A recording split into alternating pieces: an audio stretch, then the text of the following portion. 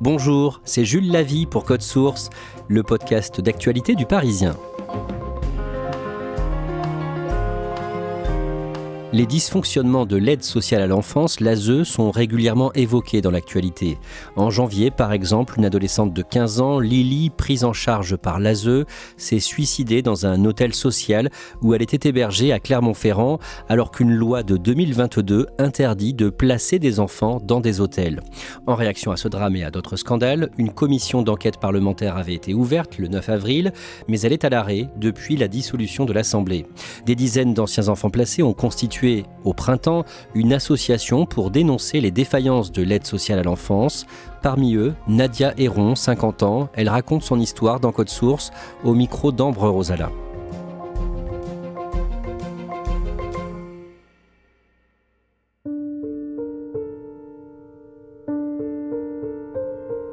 Nadia Héron habite dans une jolie maison dans l'Essonne, à Gives-sur-Yvette. Elle vit avec son mari et leurs deux enfants de 18 et 15 ans, Anaïs et Antoine. Elle est chargée de l'événementiel pour la mairie d'une commune en Essonne. Nadia est née le 8 avril 1974. Elle a une grande sœur née d'une première union de sa mère, mais Nadia est la première enfant de ses deux parents. Elle aura 3 autres frères et sœurs dans les années qui suivent. Dès le plus jeune âge de Nadia, sa mère la frappe. Elle est régulièrement hospitalisée, mal nourrie, le corps recouvert d'échymose. Nadia a très peu de souvenirs de sa toute petite enfance. J'ai surtout le souvenir de la solitude et des hôpitaux, d'attendre, d'être tout le temps en train d'attendre, allongé. C'est ce qui me revient souvent en mémoire. C'est la position alitée et le blanc des hôpitaux et la solitude, que personne vient me voir, je suis toujours toute seule. Des médecins s'alarment de l'état de santé de Nadia, qui n'est encore qu'un bébé. Elle est d'abord placée quelques mois dans un centre médical, avant de retourner chez ses parents où les maltraitances continuent. Puis, quand elle a 3 ans et demi, un signalement est fait auprès de la DAS, l'ancien nom de l'aide sociale à l'enfance. Nadia est placée provisoirement dans un foyer de l'Essonne. Lorsque je suis placée, je sais tout juste marcher, puisque ma mère m'a déjà cassé le fémur et plusieurs os du corps, donc j'ai un état de santé, je suis très frêle, très maigre, dénutrie. J'ai un retard de développement affectif, psychomoteur. J'ai 3 ans, mais je ressemble plutôt à un enfant d'1 an et demi en fait.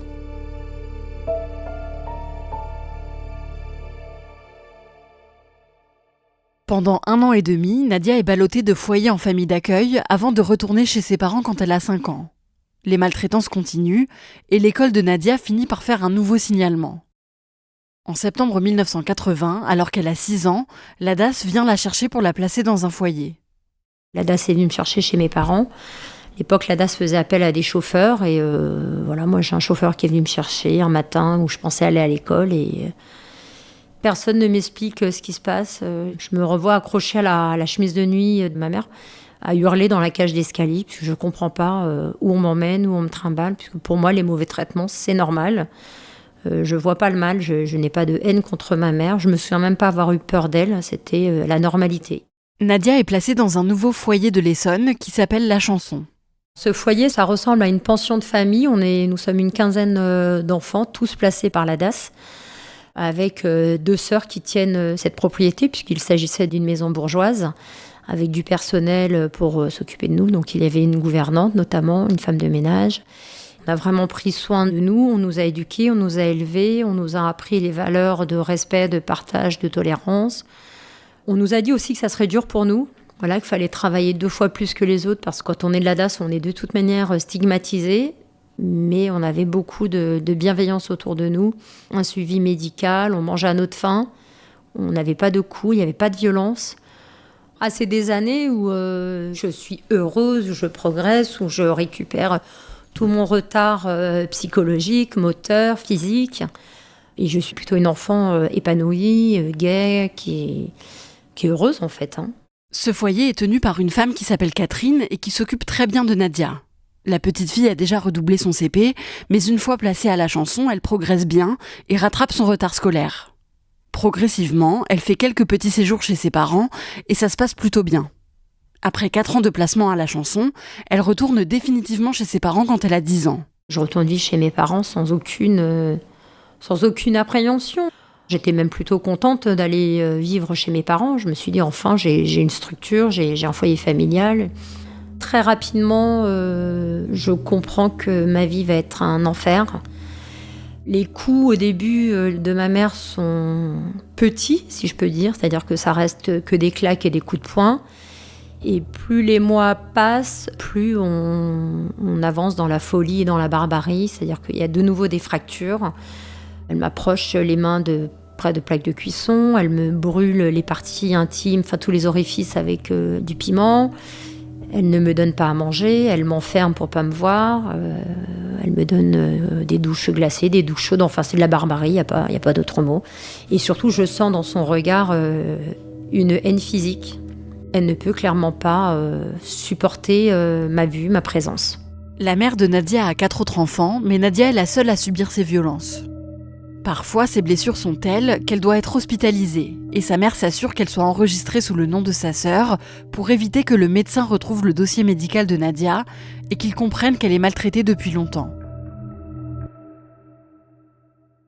Nadia est toujours suivie par la DAS, qui devient ensuite l'ASE, l'aide sociale à l'enfance. À l'école, ses professeurs posent parfois des questions sur son état de santé, mais Nadia n'ose pas dénoncer sa mère. J'ai tellement peur de ma mère qu'à chaque fois qu'on me demande pourquoi j'ai des bleus, pourquoi je boite, pourquoi je suis triste, pourquoi je suis maigre, je dis que c'est ma constitution, ou de toute manière ma mère le dit pour moi, et puis surtout je dis que je suis tombée, que je me suis cognée, mais jamais je dénonce ma mère, jamais. J'ai trop peur d'elle, j'ai trop peur de la sentence, son regard me fait peur de toute manière. Je n'ai eu la visite que d'une seule assistante sociale qui m'a rendu visite en présence de ma mère. Forcément, il était évident que j'allais pas parler, elle avait dû encore me menacer.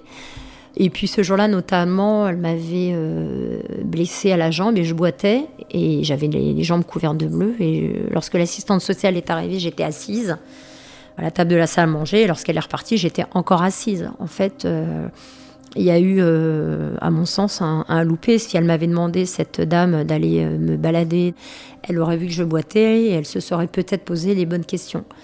La visite, elle a dû durer 10 minutes et elle est repartie en me laissant avec mon bourreau. Lorsque j'étais pas présentable, tellement les coups étaient violents, je n'allais pas à l'école, donc j'étais enfermée à la maison. Elle m'enfermait dans la chambre ou elle m'enfermait dans l'appartement. Et une fois, en effet, je me suis mise sur le rebord du balcon et je me suis dit, de toute manière, je vais me suicider. Cette vie, elle n'est plus possible. Et là, je dois avoir à peu près 12 ans. Je me souviens être montée sur la rambarde du balcon en me disant, mais de toute manière, que je meure ou pas, qui va le savoir? Qui va se soucier de moi? Et puis, je suis même pas assez courageuse pour sauter. J'ai peur. C'est la peur du vide qui m'en empêche. Je me dis, elle finira par m'achever et c'est comme ça que je vais mourir. Elle va finir par m'achever.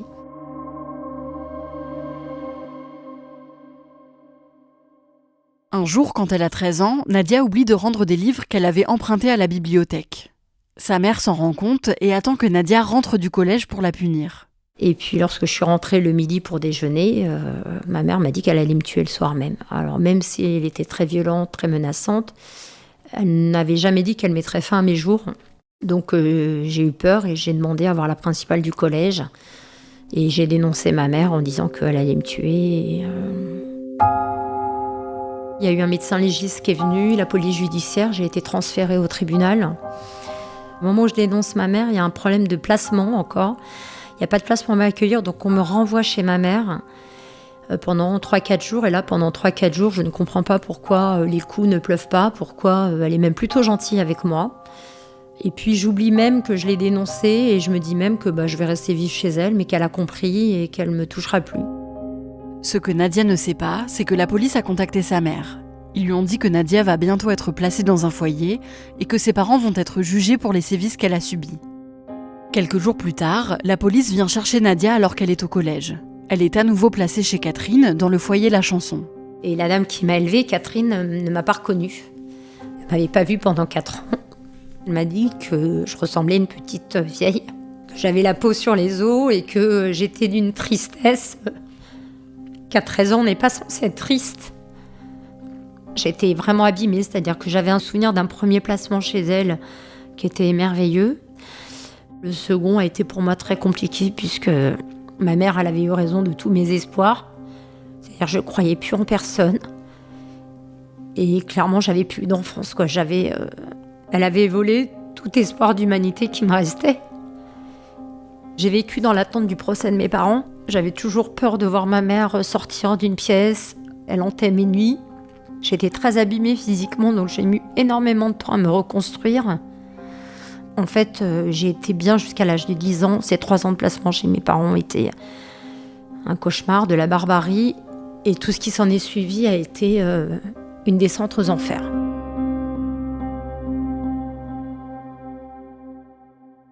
Les parents de Nadia sont jugés le 24 novembre 1987. La mère de Nadia est condamnée à 18 mois de prison, dont 3 fermes.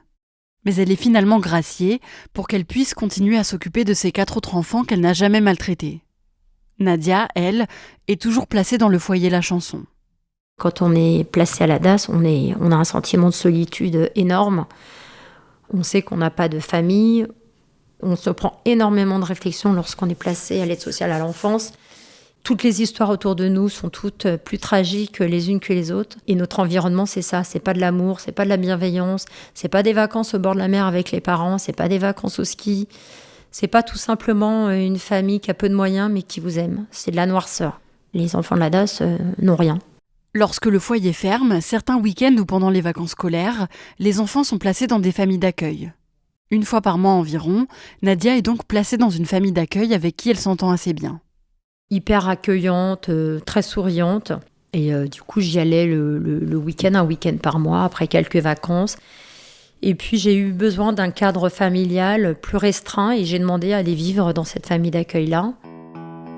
Et ça a été un autre enfer. C'était que de la violence verbale, des tâches ménagères, des corvées ménagères, qu'il pleuve, qu'il neige, qu'il vente, aucun loisir, pas le droit de sortir, à finir les restes que la famille ne veut pas manger, à voir leurs propres enfants manger des croissants quand vous avez le pain rassis.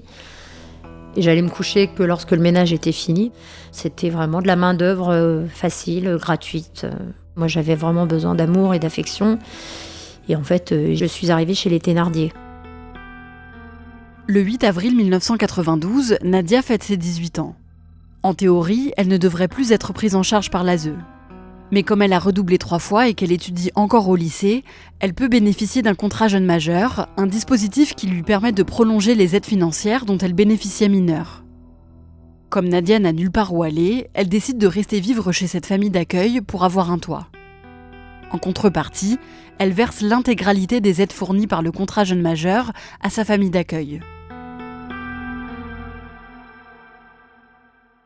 Nadia obtient ensuite son bac et commence un BTS d'assistante de direction. Elle trouve des petits boulots pour gagner un peu d'argent. Quand elle fête ses 21 ans, en 1995, son contrat jeune majeur prend fin. Elle ne touche plus d'aide et pour rester vivre chez elle, sa famille d'accueil lui demande de lui verser l'intégralité de son salaire. Nadia refuse et décide de partir. Il n'y a personne qui vous attend, c'est-à-dire que vous vous retrouvez du jour au lendemain à la rue, sans soutien psychologique, sans aide matérielle, sans aide financière, sans explication, Et je me suis souvent dit que s'il m'arrivait quoi que ce soit, personne ne le saurait, puisque personne n'allait m'appeler pour s'inquiéter de ce que je devenais. Ça a été vraiment très très compliqué. J'ai bossé 7 jours sur 7, sans relâche. J'ai été femme de ménage, dans des endroits plus sales les uns que les autres, mais ça ne me faisait pas peur. De toute manière, il fallait que je remplisse mon frigo. J'ai travaillé à l'usine, j'ai travaillé chez un tripier à couper de la viande. Voilà, vous êtes largué dans le grand bain de la vie d'adulte sans préparation. Nadia trouve un petit appartement. Jusqu'à ses 24 ans, elle ne fait pas grand-chose d'autre que de travailler d'arrache-pied. Puis, elle trouve un travail plus stable et commence à sortir la tête de l'eau. Je suis sortie, je peux dire, jusqu'à l'ivresse, c'est-à-dire que tout ce que j'ai pas fait pendant 24 ans, je l'ai fait en 2 ans. Ma seule limite, ça a été la drogue. Enfin, la drogue dure. C'est-à-dire que j'ai essayé les pétards, j'ai bu, j'ai pris quelques cuites. J'en suis pas fière, mais j'ai testé à tout. J'ai eu quelques aventures. Je faisais la fête toute la nuit et le lendemain, j'ai toujours été au travail. Je sais pas comment je tenais debout, mais j'avais ma jeunesse à rattraper. Lors d'une soirée entre amis, Nadia rencontre David. Ils tombent amoureux, se marient, voyagent beaucoup. Puis, en 2006, quand elle a 32 ans, ils décident d'avoir un enfant. Anaïs naît cette année-là et Antoine naît 3 ans plus tard. Ça a été très compliqué, les grossesses ont été très compliquées puisque je ne savais pas, j'avais pas de modèle. J'ai pas été aidée par une maman ou une belle maman. Toute ma grossesse, je me suis demandé si j'allais être une bonne maman, si j'allais pas reproduire ce que j'allais subir. Et puis du moment où on me l'a posée sur le ventre, c'était une évidence qu'elle était juste parfaite. Et dès lors, je me lève chaque matin en pensant à mes enfants et je me couche en pensant à eux. Je ne veux pas un seul instant qu'ils puissent connaître ce que j'ai connu. Alors pas les coups, puisque voilà, il n'y a aucune raison, mais la faim, le manque, l'humiliation, tout ce qui a pourri mon enfance. Aujourd'hui, on les voit, on ne pourrait pas imaginer un seul instant que leur mère a eu ce parcours-là. Pas du tout.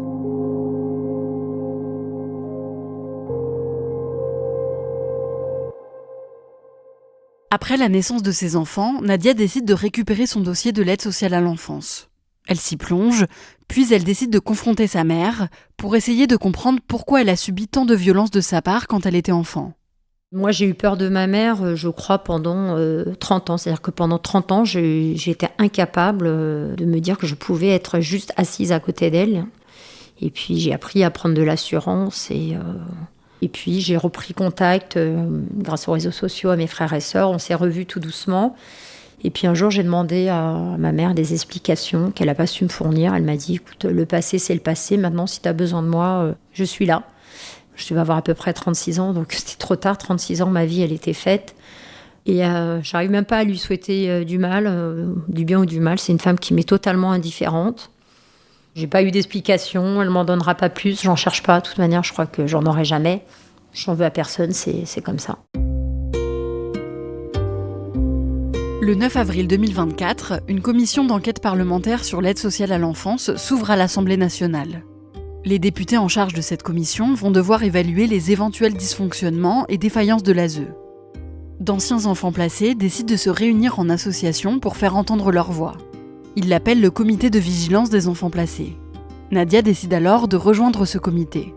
Ça m'apporte énormément de côtoyer des gens qui ont des parcours comme le mien, des parcours atypiques, et qui ont la même envie de faire progresser la protection de l'enfance.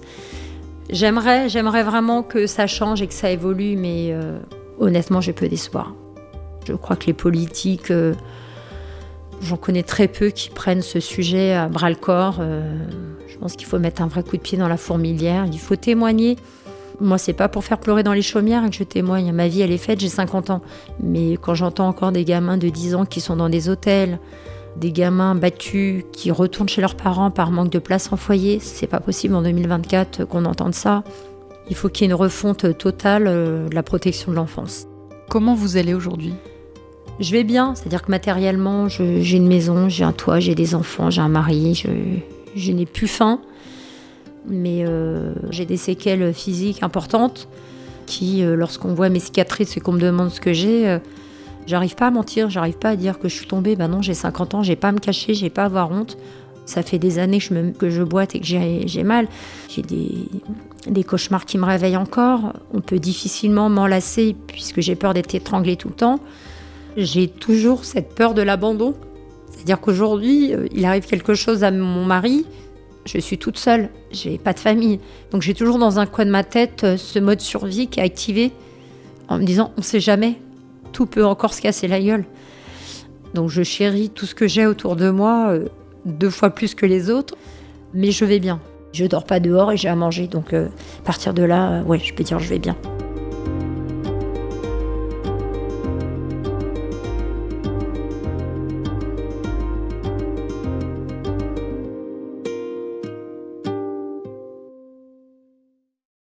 Ambre, on l'a dit au tout début de ce sujet, la commission d'enquête parlementaire sur l'aide sociale à l'enfance, sur l'ASE, est donc évidemment suspendue, puisque l'Assemblée a été dissoute le 9 juin par Emmanuel Macron.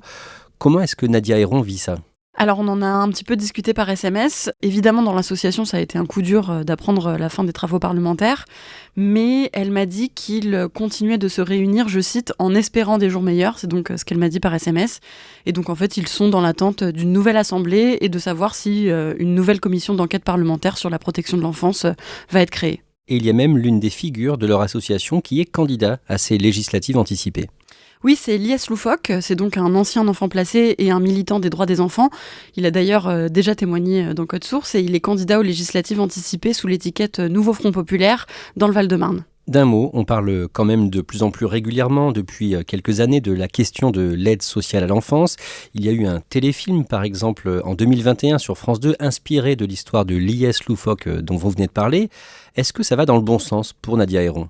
Oui, ça va dans le bon sens selon elle, mais elle pense aussi que c'est vraiment pas suffisant, qu'il y a encore trop de gens qui ne savent pas ce que c'est l'ASE, l'aide sociale à l'enfance, et donc il est vraiment urgent que les politiques s'emparent du sujet et qu'il y ait une réforme de la protection de l'enfance en France. Ambre, dernière question. Nadia Héron insiste sur un point, la question de la qualité d'accueil des enfants qui sont placés à l'ASE est importante pour eux bien sûr, mais aussi pour l'ensemble de la société. Oui, c'est ça. En fait, pour Nadia, c'est très important de rappeler que les enfants placés vont un jour devenir des adultes et donc qu'il est important de les accompagner correctement pour qu'ils puissent ensuite s'insérer dans la société et avoir une vie stable.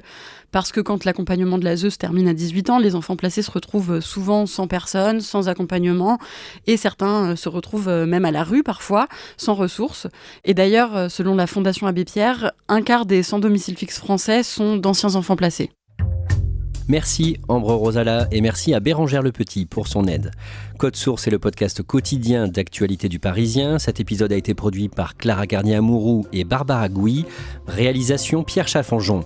N'oubliez pas les 2 autres podcasts du Parisien. Crime Story, une nouvelle affaire criminelle disponible chaque samedi avec Claudia Prolongeau et Damien Delseny.